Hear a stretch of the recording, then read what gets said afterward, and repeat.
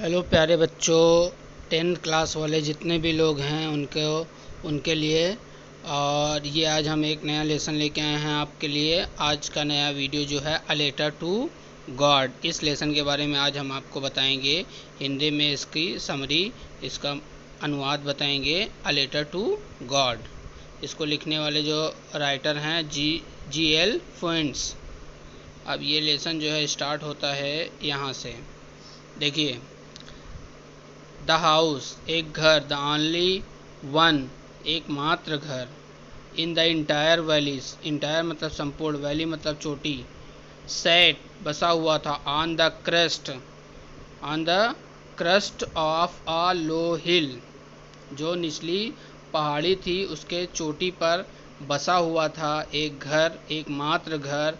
From this height, और उसकी height से और उसकी ऊंचाई से, वन कुड सी कोई भी देख सकता था, द रिवर नदियों को, एंड द फील्ड और मैदानों को, ऑफ राइप कॉर्न जो मकई के खेत थे उसको, dotted with the flowers that always promised a good harvest. और वो ऑलवेज सदैव क्या करते थे, ये प्रॉमिस करते थे, वादा करते थे, ए गुड हार्वेस्ट एक अच्छी फसल की वादा करते थे उसको। वो कोई भी एक व्यक्ति उसको देख सकता था। द ओनली थिंग एकमात्र चीज, द अर्थ जो पृथ्वी थी, जो मैदान था, जो खेत था, नीडेड आवश्यकता थी, उसको ज़रूरत थी, वाज आ डाउन पॉर मूसलाधार वर्षा, और अथवा एट लीस्ट कम से कम, अशावर कम से कम थोड़ी सी बारिश उसकी आवश्यकता थी। Throughout the morning Lencho who knew his field intimately, throughout the morning पूरी सुबह मतलब सुबह में, लेंचो जो है, हु न्यू जो जानता था, हिज फील्ड अपने खेतों को, इंटीमेटली बहुत अच्छी तरह से जो अपने खेतों को जानता था, हैड डन नथिंग उसने कुछ नहीं किया था, एल्स केवल, बट सी द स्काई लेकिन वो देख रहा था, किसको देख रहा था, स्काई को, आसमान को, द नॉर्थ वेस्ट वो नॉर्थ वेस्ट की तरफ स्काई को, आसमान को देख रहा था। किस लिए देख रहा था, बारिश की वजह से वो देख रहा था कि हाँ बारिश होगी। तो यहाँ पे पूरा पैराग्राफ की मीनिंग ये होगी कि लेंचो एकमात्र घर जो निचली पहाड़ी के चोटी पर बसा हुआ था, जिसकी ऊंचाई से कोई भी एक व्यक्ति नदी को देख सकता था, खेतों को देख सकता था, मैदान को देख सकता था, और मकई के खेत जो थे उसको देख सकता था, फूलों को देख सकता था। और वो जो खेत थे वो हमेशा ये वादा करते थे कि एक अच्छी फसल होगी, और एक ऐसी चीज़ जिसकी आवश्यकता थी पृथ्वी को, किसकी थी, एक मूसलाधार वर्षा या कम से कम बारिश की आवश्यकता थी। लेंचो जो सुबह से कुछ नहीं किया था, सिर्फ एक चीज़ का इंतज़ार कर रहा था कि उसको थोड़ी सी बारिश हो जाए। अपने खेतों को जो बहुत अच्छी तरह से जानता था, और वो जो है आसमान की ओर देख रहा था कि थोड़ी सी बारिश हो जाए। नाउ अब, we are really going to get some water woman, वो कहता है किससे, ओमैन मतलब अपनी पत्नी से कहता है। नाउ अब, वी आर रियली अब हमें चाहिए, going to get some water हमें कुछ पानी चाहिए। औरत, ओमैन औरत अपनी बीवी को कहता है, अपनी पत्नी को। द ओमैन जो औरत थी, हु वाज वो क्या कर रही थी, प्रिपेयरिंग बना रही थी, सपर मतलब होता है रात का खाना। रिप्लाइड जवाब देती है, यस हाँ, गॉड विलिंग ईश्वर की इच्छा होगी तो ऐसा ही होगा। द ओल्डर बॉयज जो बड़ा लड़का था, were working in the field वो खेत में काम कर रहा था, while the smaller ones were playing, इसको वेयर नहीं पढ़ते हैं, वर पढ़ते हैं, WERE, वर प्लेइंग जो खेल रहा था, नियर द हाउस घर के पास, अनटिल द ओमेन जब तक कि, द ओमेन जो औरत थी, कॉल टू देम उनको बुलाई नहीं, ऑल उन सबको बुलाई नहीं, कम फॉर डिनर रात के खाने के लिए आ जाओ। It was during the meal और खाने के दौरान, that just as Lencho had predicted खाने के दौरान लेंचो ने प्रिडिक्टेड मतलब ये भविष्यवाणी की थी। क्या भविष्यवाणी की थी? Big predicted big drop of rain began to fall. बड़ी बूंदें, बारिश की बड़ी बूंदें बिगेन शुरू होने वाली हैं, बिगेन टू फॉल गिरने वाली हैं, मतलब बारिश होने वाली है। बारिश की बड़ी बूंदें होने वाली है मतलब बारिश होने वाली है। In the north east huge mountain, north east में ह्यूज बड़ा, माउंटेन पर्वत, ऑफ क्लाउड्स पहाड़ों का, क्लाउड्स बादलों का, कुड बी सीन अप्रोचिंग आते हुए दिखाई दे रहे हैं। बादलों के बड़े मतलब पहाड़ों की तरफ से बादल, बड़े बादल आते हुए दिखाई दे रहे हैं। द एयर वाज फ्रेश और हवा जो है ताज़ी है, एंड स्वीट और मीठी, मीठी का मतलब अच्छी। द मैन वेंट आउट और वो आदमी बाहर जाता है, फॉर नो अदर रीज़न, कोई रीज़न नहीं था, कोई कारण नहीं था, then to have to pleasure, किस लिए वो जाता है? Then to have the pleasure, उस खुशी को पाने के लिए, ऑफ फीलिंग महसूस करने के लिए, द रेन जो बारिश की बूंदें होती हैं, ऑन हिज बॉडी अपने शरीर पर बारिश की बूंदों को महसूस करने के लिए वो बाहर जाता है। एंड व्हेन ही रिटर्न और वो जो वापस आता, ही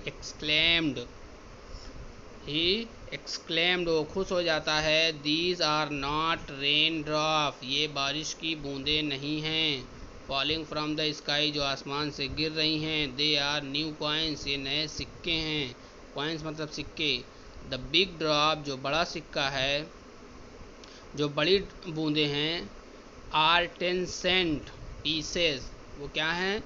10 सिक्कों के बराबर है। सेंट मतलब रुपीज़ की बात कर रहे हैं वहाँ पर, जो 10 सेंट पीसेस मतलब 10 रुपीज़ के बराबर है, 10 रुपए के बराबर हैं। सॉरी, कहाँ चला जाता है बार बार,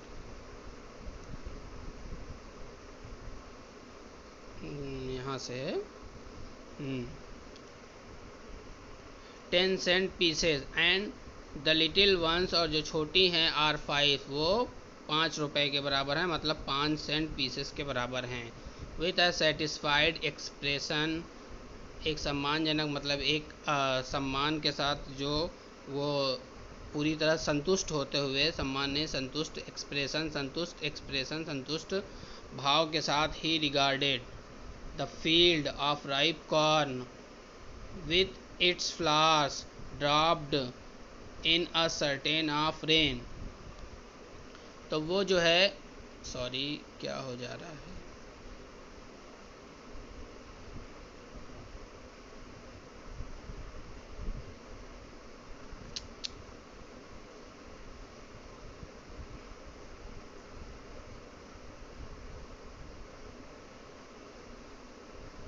यहाँ से है।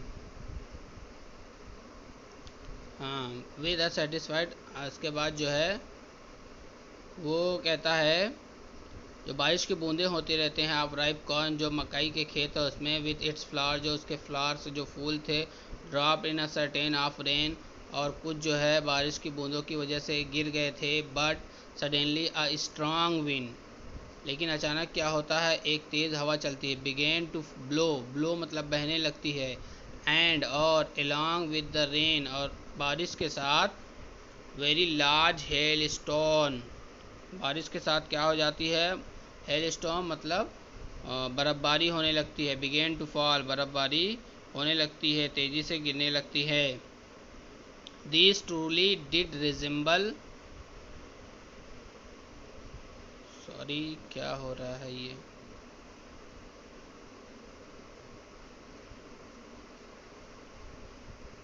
बिगेन टू फॉल, तो वो जो है बारिश की बूंदों के साथ मूसलाधार वर्षा होने लगती है। दीज ट्रूली और ये वास्तव में, did resemble new silver coin, और ये वास्तव में जैसे रिजेंबल, किसी चीज़ को अलग अलग करके जोड़ना, रिजेंबल करना मतलब कई चीज़ों को मिलाना।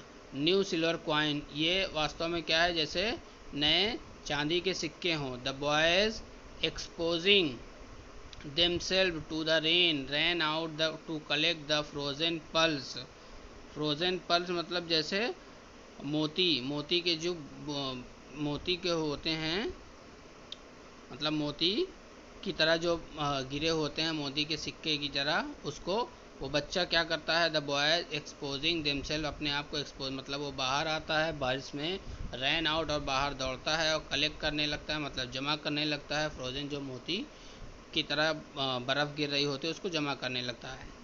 अब लेंचो क्या कहता है, it's really getting bad now, it's ये रियली वास्तव में गेटिंग बैड बहुत बुरा हो रहा है, नाउ अब, एक्सक्लेम द मैन, वो आदमी बोलता है, चीखते हुए बोलता है, आई होप मैं आशा करता हूँ, इट पासेस क्विकली ये जल्दी ही गुजर जाएगा, it did not pass quickly, it did not pass quickly, अगर ये जल्दी नहीं गुजरता है, sorry,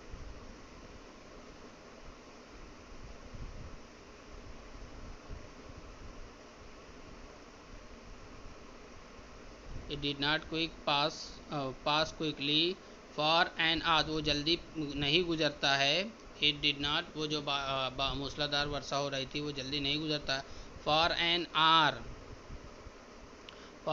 the hell storm rained on the house, the garden, the hill,